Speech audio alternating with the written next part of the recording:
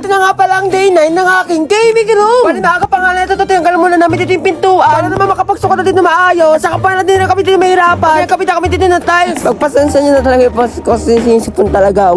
Diyos ko, ilang araw na nga ito, hindi pa rin talaga gumagaling. Bali dito na simula na nga dito yung pagkakapit ng mga tiles. Tapos talaga naman sobrang bilis kasi tignan mo na dalawang tiles na kaagad sila. Tapos syempre sinusukat niya kung pantay ba talaga. Tapos hindi rin talaga biro talaga pagkakapit ng tiles. Kasi alam nyo yun, unang-una talaga kailangan yung pinakahalo talaga. Talagang sakong-sakto na talaga yung yung tubig. Sakong-sakto na talaga yung buhangin tsaka simento. Tapos pagdating mo sa adhesive na itong tiles na to, kailangan daw manipis na talaga dito pagkalagay sa tiles. Tapos isa rin talaga sa pinakamahirap sa lahat, pagkakapit na talaga ng tiles. Alam nyo yung pupukpukin nyo ng daan-daan talaga. Bali ngayon guys, magka-tiles naman kami ngayon. Ay, napasimula na ngayon tiles. Tapos yung iba pa, sinusukat pa yung iba. Ayan, nakailan na tayo. Wait lang, 1, 2, 3, 4. Halos 4 na rin na tiles ang nagamit natin ngayon. Tapos ayun na rin adhesive. Sana hindi naman siya kulangin. Kasi ito naman yung mga semento na halo na. Bali buti na talaga dito. Yung binili namin dito ng adhesive. Sakong-sakto na talaga. Kasi ginagamit na naman dito din sa tiles. Parang siya yung pinakapandikit talaga. Para mas makapit kapag kinabit siya sa semento. Alam niyo ba talaga na iniisip ko ngayon kung matapos ginamit ito ngayong araw na to. Kasi nga para ba naman kasi sobrang hirap talaga dito pagkakabit ng tiles na to. Tapos isa pa sa pinakamahirap talaga neto. Kunyari, kailangan talaga ito yung kalahati lang yung tiles. Putulin pa siya gamit yung grinder. Tapos kapag pinutol, sobrang usok talaga. Tapos naman kailangan ng halo, kailangan talaga mag-halo naman panibago. Gaya na makikita niyo sa pinakamaliit sa pinakasulok ko. Bali dito na nga kami nag-halo sa labas. Kasi nga iniisip namin kung kailangan naman mag-halo sa loob. Mas mahirapan lang kasi kami. Kasi imagine niyo kunyari sa bandang dulo na kami na part. Tapos gagawin namin naman syempre, lilipat kami sa ibang pagkakaluan namin. At napakasikaso na talaga, no? Kaya sabi namin dito ako sa labas para naman hindi kami may store sa pagkahalo. Bali sabi ko din kasi talaga dito. Tapos ko na talaga itong gaming naman itong ganda talaga. Iba na talaga ang tsura nito. Tingnan mo kasi yung pwesto ko dito talaga. Naalala ko kasi mga inaalok ko sa mga video ko dati.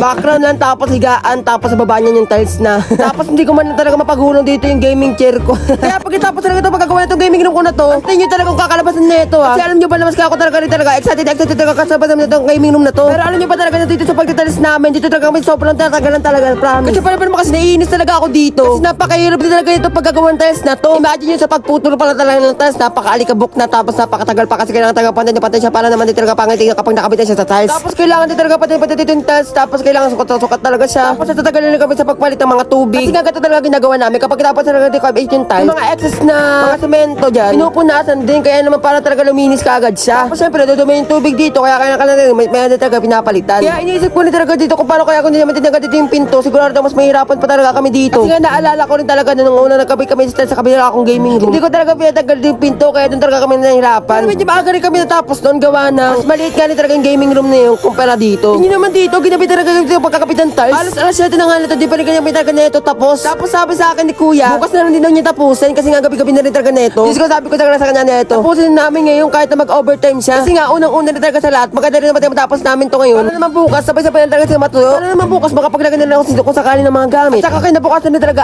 alas din talaga ako, kaya wala talaga ako magagawa. Kaya pinili ko talaga siya na matapos namin ngayon. Diyos ko, nagmamadali nga ako dito sa pagkikilos eh. Tapos dito pa talaga sa pinaka-last part na to. Dito rin talaga mas pinakahirapan talaga kami. Tingnan nyo naman kasi dito kasi kailangan talaga dito sukat na bawat kanto. Tapos kailangan din talaga dito pati dito pa naman semento. Pero buti nilang talaga. May ano para talaga. Tapos na kami dito. Eh, panis, tingnan nyo naman kanalabasan dito. Napakaganda talaga ng pagkakagawa namin dito. Pintulan na lang talaga yung kulang.